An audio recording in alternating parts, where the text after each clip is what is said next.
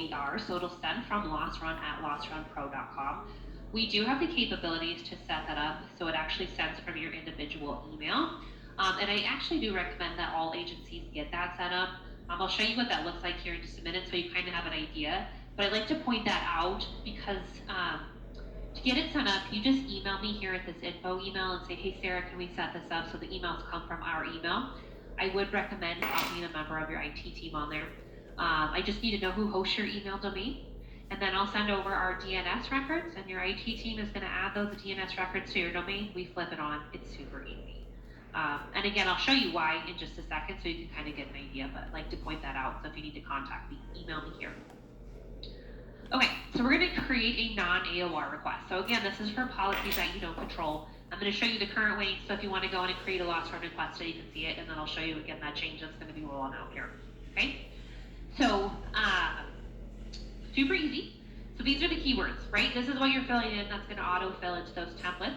So it'll only take you a couple of minutes to create this. It's super easy. We break everything down into sections for you.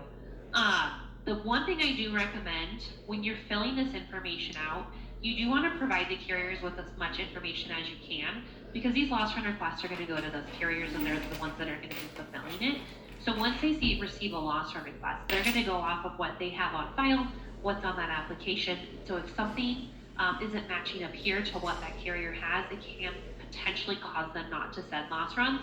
And so we do recommend getting deck pages on the policies because it will pertain all of that pertinent information that you need. And I'll talk about those deck pages as we go through each section here. Okay. So this top section here, this belongs or is all your insurance contact information. So red asterisk means it's required. So insurance name is going to go here.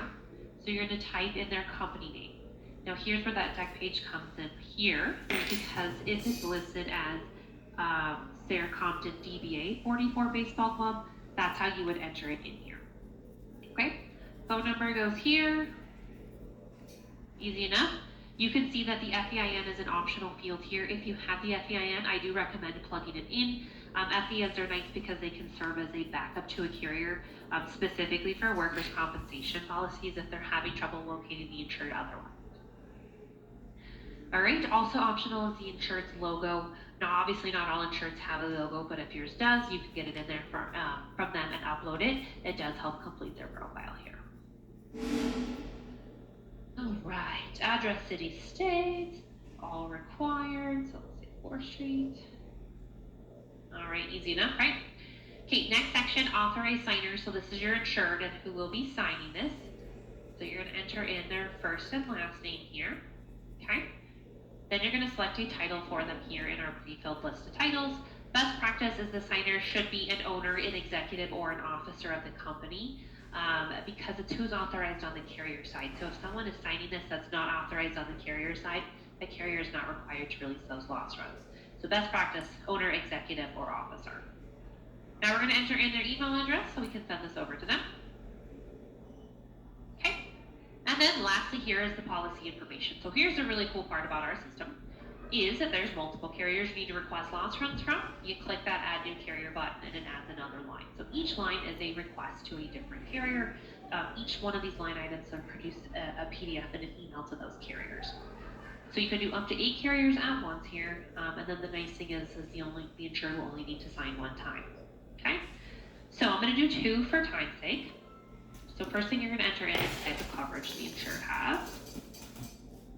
So we'll do auto. Next, you're going to select where this needs to be sent to. So this is that carrier list, right? So it'll start with your local list here, and then as you go down, it'll go into that Loss Run Pro global list here.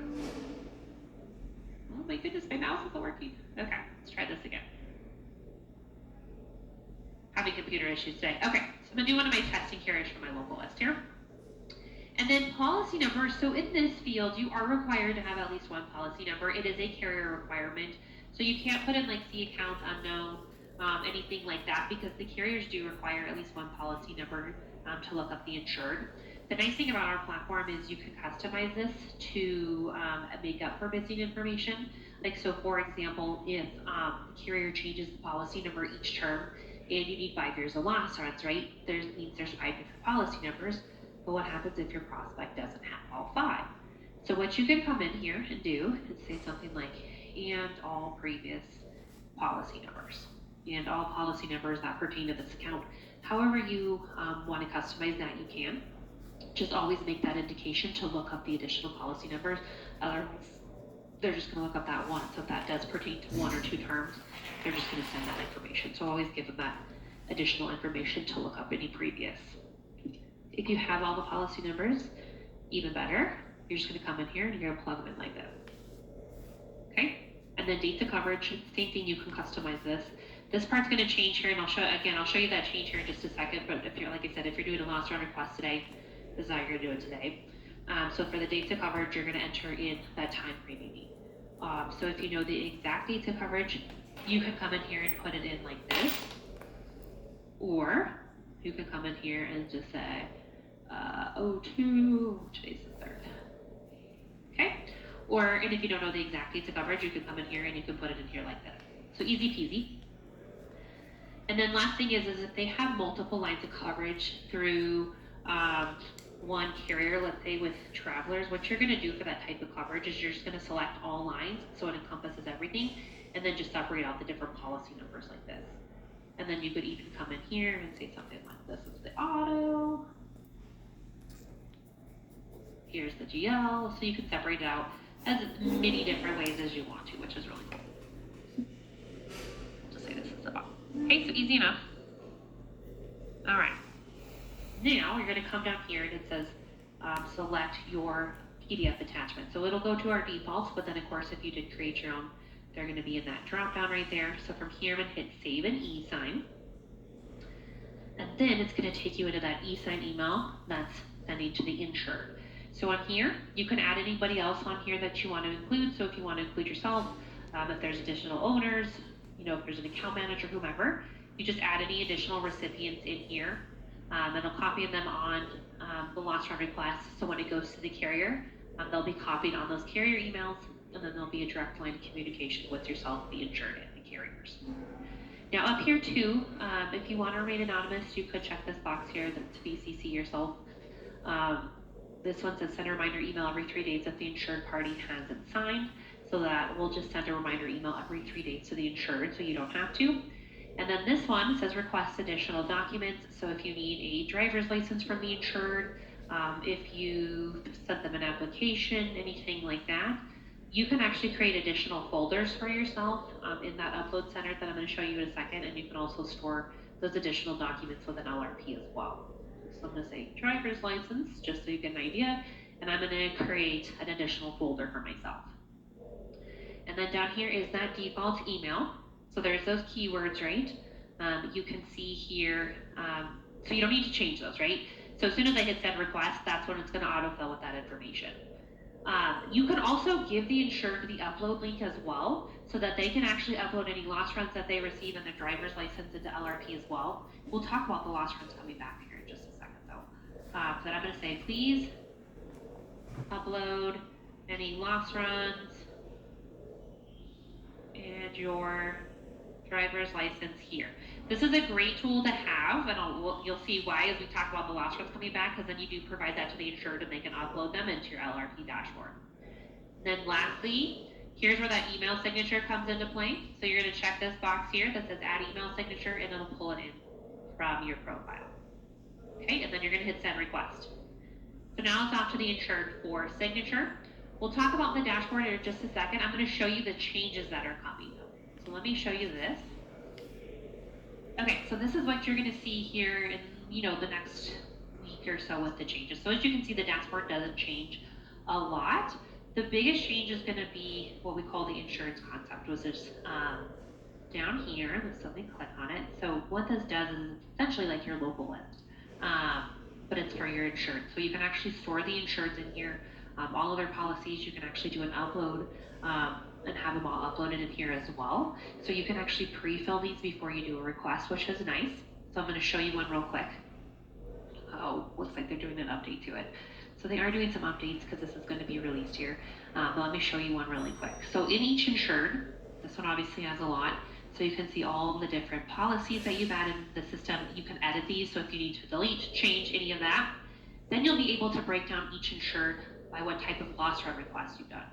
So you'll be able to see the AOR request, the non-AOR request, and any uploads that you'd have as well. But then, and then also, you can also do it on the fly as well. So here's the exact same process I just showed you, but how it's going to be a little different. So if you have the insured pre-filled in here, you can come in here and select them that way, and it automatically adds in all the different policies. So you can change it. You can select whatever you want in here. Has all that information. You can also edit the insured here too. So if you need to update their address. So basically what it's doing is it's pre-filling that for you, okay? However, if you are doing this on the fly and you don't have that insured pre-filled in here, you could still add them in just like we just did. So you would just hit create new. You add in the company name, the contact. So this could be kind of a little different. Like you could say, hey, I need this to be John Smith as the contact, but you know, Sarah Compton's going to be the signer, whatever the case may be. Phone number. So you can still add in what we just did, right? Just a little different.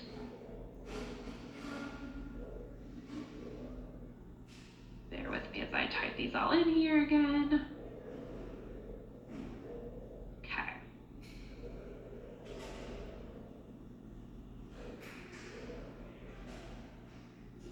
Apparently my fingers aren't working either. Okay.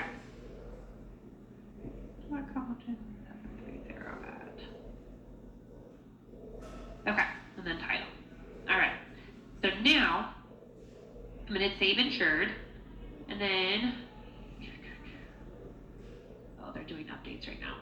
So then, anyways, it'll populate all that information in there, and then so this is the same thing. So it'll fill it in, and it automatically creates that template for you. So this is our default template. So you'll be able to see it here. I'll show you where you see it in the current view, and then that request period. Instead of entering in the dates, you're just going to put in the 10 years that you need, 5 years, 3 years, or 1, and then you would do the save and e-sign from here. So let me just kind of show you one real quick. So we'll just do this one. So then you get the idea. So there's the policy numbers. So it's still doing exactly what I just showed you. It's just simplifying it down. So be on the lookout for this in the next week or so, because you'll see that change. But otherwise, it really doesn't change from what I'm showing you right now from this current view either. Okay. So let's jump back into the current. So all of this is going to remain the same. So once you create a request, anything you do is right here in your view non-AOR request. So you can always access these at any time. This paperclip, so this is the one we just created here. This paperclip is your upload center for this request. So let's click on that real quick. So there you can see when you get the progressive loss runs in, you upload them here, the travelers, and then here's where we created that additional folder to upload the loss or the driver's license. So it is nice to give this to the insured because they can upload this in here as well.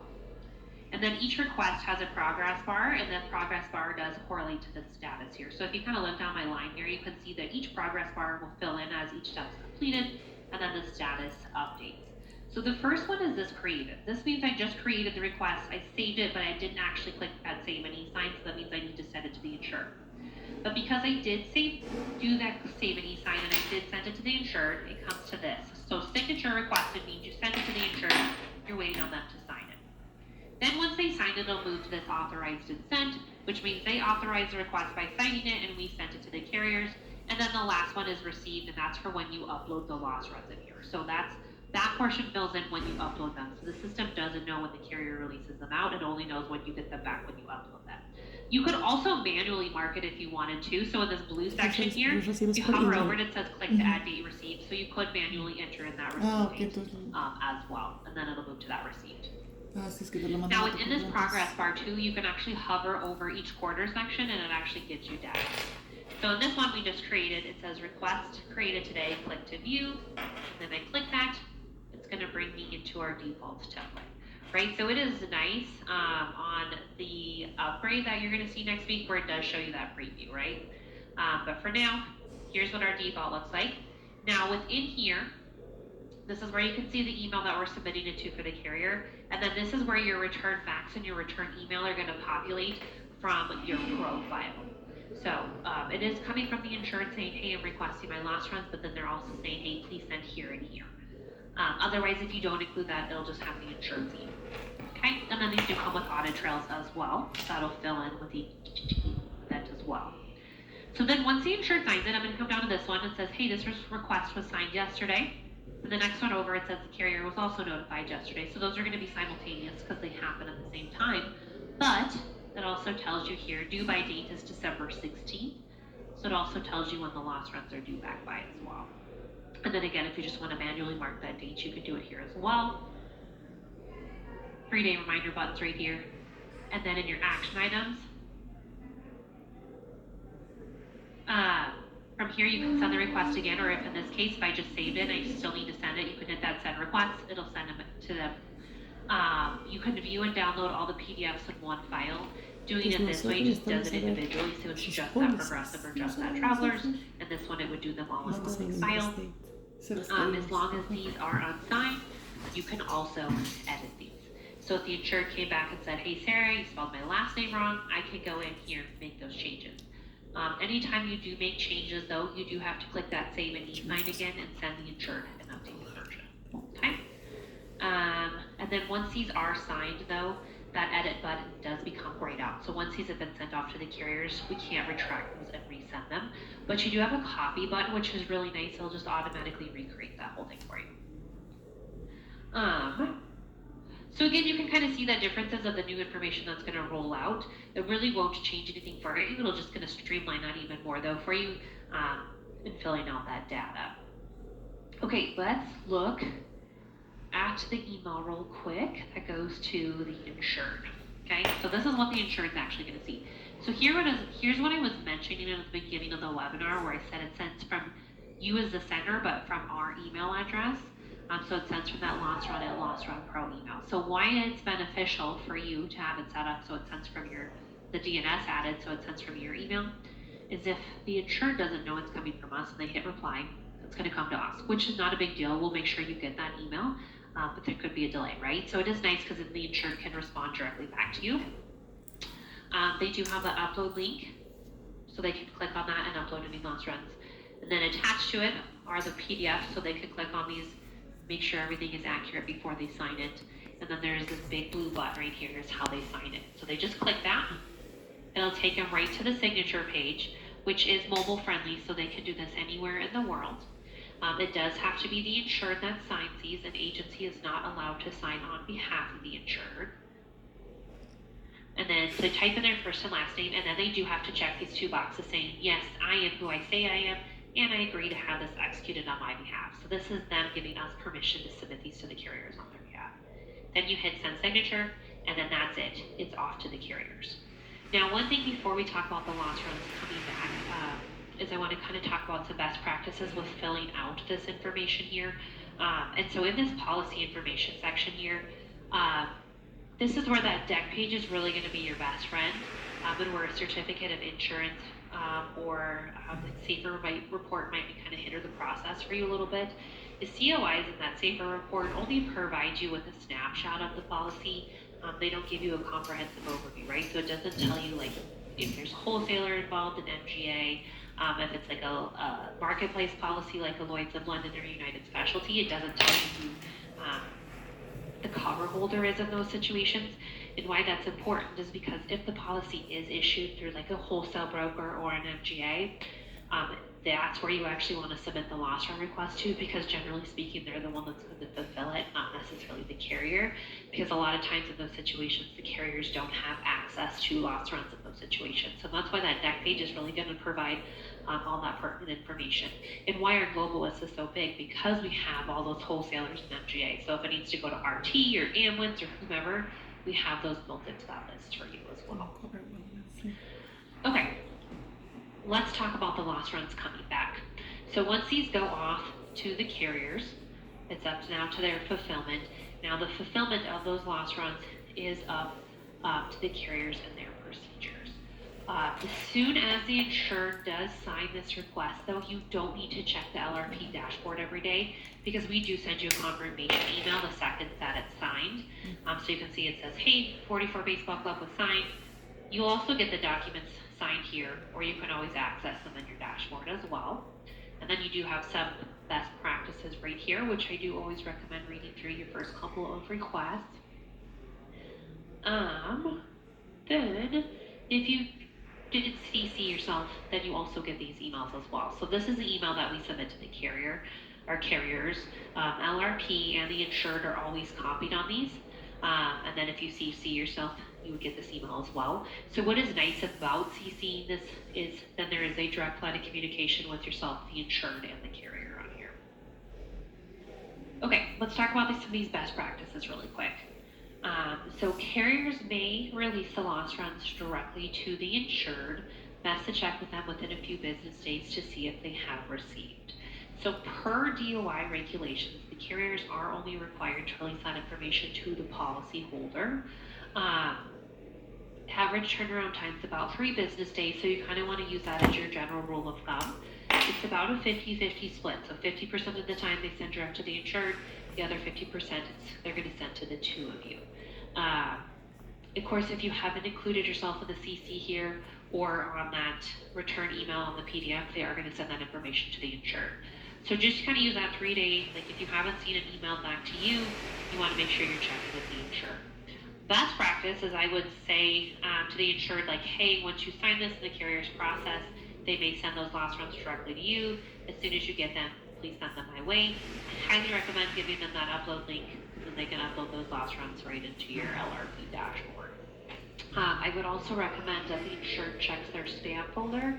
I don't know what it is about carrier emails, but they do end up in that spam often. With the other 50% of the time, we do get a lot back on our end just because carriers know us, they know these emails.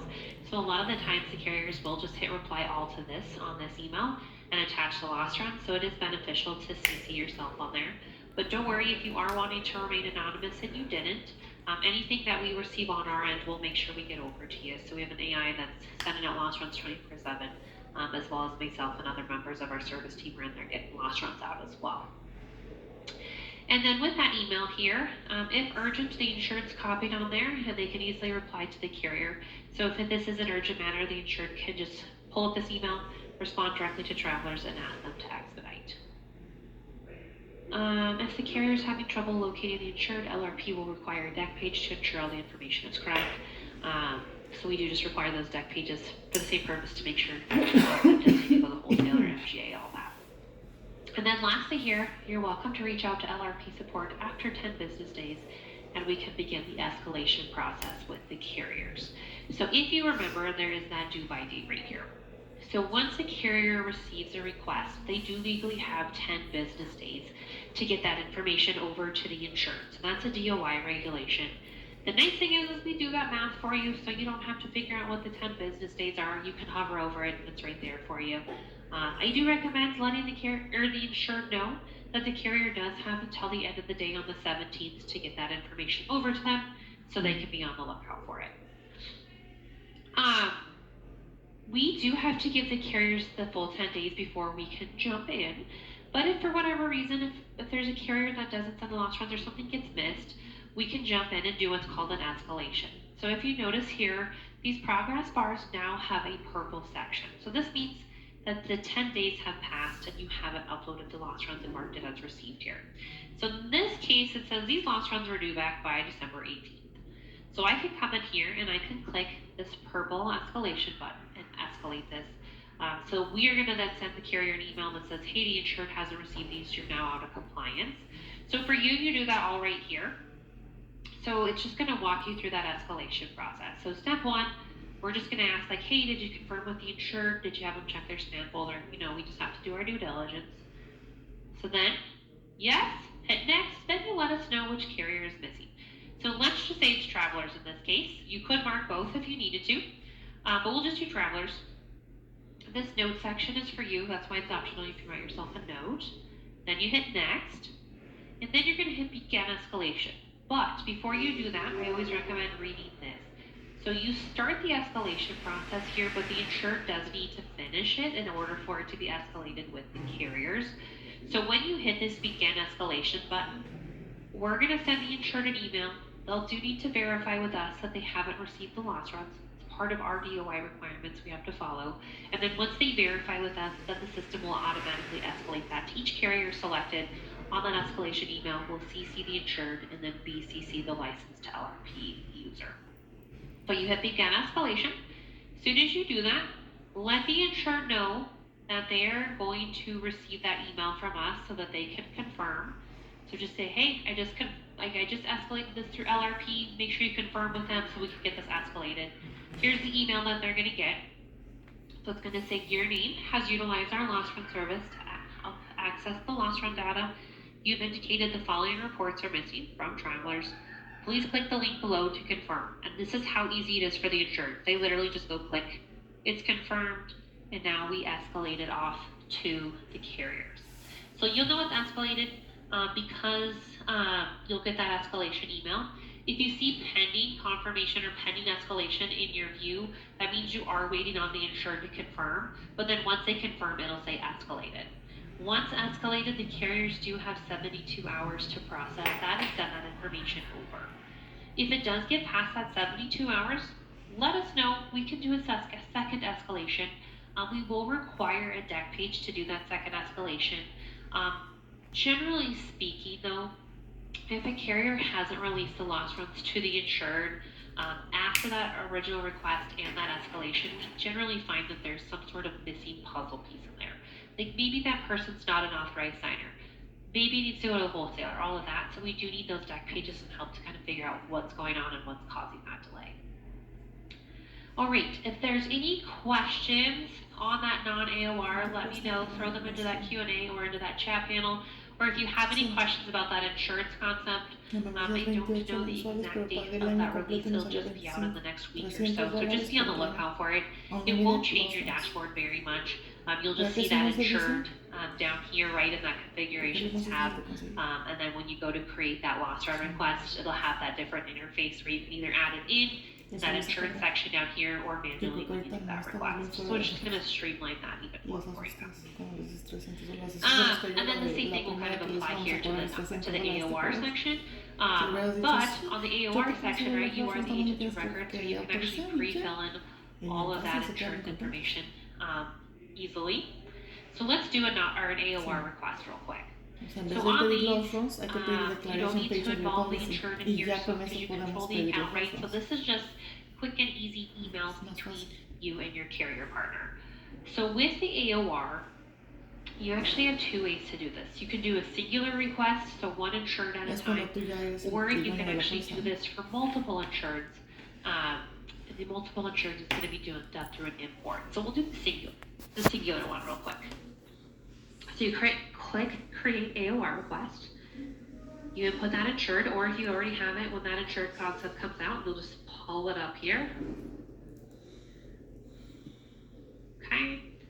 And then in here, you have the scheduling portion here. So what's nice about the renewal portion here is you get to decide when you want these emails to go out. So what's really nice about this is it allows you to work ahead in your renewal process. So if you wanted to go in today and start scheduling out renewals for 2026 for the entire year or every quarter in 2026 or even next fourth quarter, whatever you want to do, you get to decide that, which is really cool. So you can mix and match here. So you can check any of these boxes. So if you want us to send that email today, perfect, you can do that. The repeat option here, especially on those larger clients, right? You might request loss runs monthly or quarterly on those. So that's what that repeat button does, is it allows you to schedule out these monthly or quarterly. This box here, it says send a request a fixed number of days before the policy expires. So this lets you request at 60, 90, 120 days out, whatever your current process is. So you just put in that expiration date. So let's push this out to June.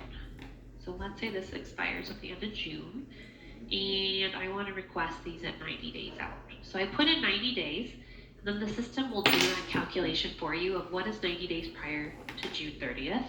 So you come down here to your previews. So I'm sending that email today, right? Because I have that box checked. And then I'm sending it 90 days out, which is April 1st. This does have to be a future expiration. So you can't schedule one that was in like 2024 because we can't schedule off a past date, right? And then the last option here is this custom request date. And so this just allows you to like manually enter in a day. So for example, if you know that you're just going to automatically schedule this out every April 1st, you could come in here and you could schedule it out for the next few years if you wanted to. So it's completely up to you. And if you are scheduling this months or years in advance, don't worry if something changes. You can always edit these schedules and make changes. And then if this insured has multiple carriers, you could still do that. We'll just do one. But then the nice thing too about that insurance concept, right, is it's already stored in here with all those different policies, which is great. Okay. So easy enough. And then here's the email that's going to the carrier partner. So on the agent of record though, let's definitely get the DNS record set up if you're going to utilize this. So Lost Run Pro does not get involved in the agent of record request, just because really it's truly not effective or efficient for you, because all we would end up doing is like saying see below, right? So it would just be us forwarding emails back and forth between you and your carrier partner that say see below, and so it's not effective or efficient because it just becomes this kind of game of telephone for you. So get the DNS records added so it comes from your email and not ours. It does cut us then out as the middleman, but then it also helps to validate, verify with those carriers that you are the agent of record. Always make sure you CC yourself on here too, because then you can respond to your carrier partner. Here's our default email. You could give the carriers the upload link as well and ask them to upload it here for you as well. Always make sure you add in your email signature though on that agent of record too, because a lot of the times the carriers won't fulfill it with that, so it's really important to make sure you add that. Then you just hit send and or create. So then it sends out that email today, but then it also creates my schedules for me. So under your view AOR request, you have, or your agent of record, you have your view AOR request and your view AOR schedules. And so that view AOR request is going to be for those sent emails, because those have gone out to the carriers. You have your upload center, so you can upload those loss runs. In your action item on these, if you click the view, it's just going to show you that email you sent out. So if you need to tweak it for future schedules, you can. You have the retry button, which is a resend email, or the resend. So if you want to come in and resend this email to your carrier partner, you can just come in and click that, and it'll automatically resend them that email. You can see it does say disabled until the 6th. So we do just enable that every 3 days, just so we're not spamming the carriers. Or you can delete it out of here. And then the nice thing is this transfer button. So this is an admin feature. So if you have someone that's like on leave or anything like that, you can actually then transfer these records amongst your users so someone else can handle it. And then anything that hasn't gone out and is scheduled to go out is here in your schedules. And within the schedules, you can see your progress. So we've sent it 1 of 4 times. Here's your sequence of events. So that last email went out today. The next one's going out on April 1st, and then etc. So this will constantly rotate depending on how many you have scheduled. But then in your action items, you can click the view dates and it'll show you all the exact dates you have this going out. And then as I mentioned, if you need to make those edits, you can click edit and then update anything in here. Update your time frame that you're sending. You can add, delete policies, carriers, whatever you want to do here. Now this is on the singular level, right? So it's one insured at a time. But then we also give you the import function, which allows you to do this for multiple insured. So again, if you want to do your entire book of business, and schedule those renewals out, if you want to do like quarterly, monthly, however you want to do it. So we do give you this import option as well. So the import option is done via a spreadsheet, and we give you the spreadsheet. It's right here. It says download sample CSV file, click here. So chances are with your renewals, you already probably have them on that data on the spreadsheet, or you can download it out of your AMS and have it in an Excel, and then you can just copy and paste that data into our spreadsheet. Now the reason you want to use our spreadsheet for that is because it has all of our formatting and the layout and what's needed to properly upload it, so you can just copy and paste that data in here. Okay, so the spreadsheet. Just to give you a quick breakdown, we'll do a side-by-side. It's literally the exact same thing we did here, it's just in spreadsheet form. It's just laid out slightly different. So you're still going to put in the insurance company name, the carrier you want it to go to, the policy numbers, right? So it's all the same information. If one insured has multiple carriers, you just do it on a line item, right? So it's the same thing as adding a new carrier here. Now the biggest difference in the spreadsheet versus manually entering in here is the scheduling portion and then the email portion. So in the system, right, you check a box, On this spreadsheet, it's the custom request date. So you enter in the date you want this email to go out. So in this case, I'm sending these out January 1st. If you want to do your 60, 90, or 120 days out, you can still do that. You put in the expiration date, your 60, 90, but in order for it to auto-calculate, because it's an Excel spreadsheet, you just have to enter in that Excel formula to do that auto-calculation for you. And then the big change here is the default message. So it does not actually pull in this default message that we have here. So it doesn't use our default. For this one, you will go in and create your own default. So you would go into the email templates here. You go to create AOR email. You could create it here. The nice thing is here's kind of where I talked about earlier, where if you have like a renewal team and you do a couple of different renewals for each producer, you could come in here and you could create an email for each producer, like CC them on here and stuff, and then you can mix and match those emails on here. So as you can see here, I have a couple of different ones, and then that's what you're going to put in as the default message, is whatever you title that AOR email, so then that we know which way, like which email to send out for you. Now before you upload it, it does need to be saved as a CSV file. So it has to be uploaded in this formatting. So a CSV format, and then you go into import, you upload that spreadsheet,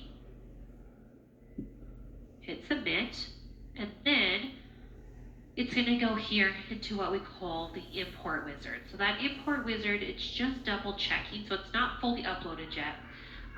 So it's just going to double check, do we have everything that we need in order to schedule this email out for you? So that upload status is going to have a red check mark or a green check mark. Green means everything we need is in here. You can see the insured, the carrier here. So the red one, if there's a red check mark, you can hover over it and it's going to tell you what is missing or needed. So in this case, it says, carrier not found. We can't find Sarah's progressive testing. Well, not a big deal if it can't find that carrier. You just come into this edit button and then come into the carriers, and there it is. So with CSVs, right, so everything needs to match up. So it didn't quite match up because in the spreadsheet I put Sarah's apostrophe S progressive, and so it didn't recognize that. So formatting is important.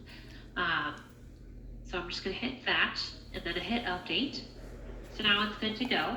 So I'm going to click import to schedule, OK to confirm, and now they're all in my schedules right here, and I can make any changes here that I need to make. Now, real quick, so I'm gonna turn my camera back on so I can say hi again. On that agent record, if you're gonna do that upload portion, couple of things that I would recommend doing before you jump in and do your first one, right? So first, let's get the DNS record set up. So that's from your email. As you can see, right, it didn't quite match up that one carrier because of that apostrophe S. So if you're going to download that information out of your AMS, you might have carriers differently in your AMS than we have it listed in LRP, right? So it might not match up exact. So one thing I would recommend doing if you're going to download it, especially if you have carriers like in short form, right? So let's use Progressive, for example. So maybe you have it listed in your AMS in short form, like it's like PROG1, or maybe you have it listed as Progressive Mutual, but then we have it as Progressive Insurance Company, right? So it's not going to be that matchup. So what's really nice is you can actually download your list of payees out of your AMS and email it over to me. And then what we can do is we can actually map that into your local list. So if you're using short form and you have Progressive as PROG1, we can add that PROG1 to your local list and match it up with our global email address. So then when you do that upload, it matches up and it knows you're ready to go to Progressive, right? So I would recommend doing that carrier mapping. It makes it a lot more seamless for you. Get the DNS record set up, get that AOR email template set up as well. It's going to be your first kind of setups for that. So there is a little bit of setup before you do that big upload. If you have any questions, go back to the main dashboard here. Here is our phone number and our email. We're not a big giant corporation. It's all blurred back here, but everybody's sitting back here behind me, so we're all in contact with each other. We all answer phones. So any one of us can help you answer questions, whatever you need. If you want us to look at a deck page and be like, hey, where does this go? Send it us over. We're here to help and support. Let me pull up that insurance concept for you one more time just so you can see the difference. real quick. So again, it's not going to be too different. This view is going to be a little different than that insured, but it's not really going to change anything of what I just showed you. So once that gets released, in the next week or so, if you have questions on it, give me a call, shoot me an email, happy to help. The training videos will come out here shortly. Oh, before I forget, there's also one other thing I want to tell you, and I didn't get to show you. So we have another feature that you can actually add on to LRP. I don't have it on my thing, on my dashboard here, but we also have a new release called the Claims Explorer coming out. And the Claims Explorer is an additional feature you can add on, and what's really great about it is you can, it has a data ingestion tool, so you can actually upload the loss runs and then click submit for cleaning, and then what it'll do is it'll extract all that data out of those loss runs. So if you have 8 carriers, it'll take all the loss run claim history out of all 8 carriers and their loss runs, spit it into a standardized format, so you can actually then present all that claims data to your insured. It'll do a breakdown. You can edit it so it shows you hey, here's all your general liability claims, all that stuff. It's really, really cool. And then there's a whole separate dashboard for it to do the breakdown of those claims and puts it in current valuation, all of that. It's really great. So within that email that comes out with the training videos will also be a quick demo with our sales team on getting that Claims Explorer added into your account.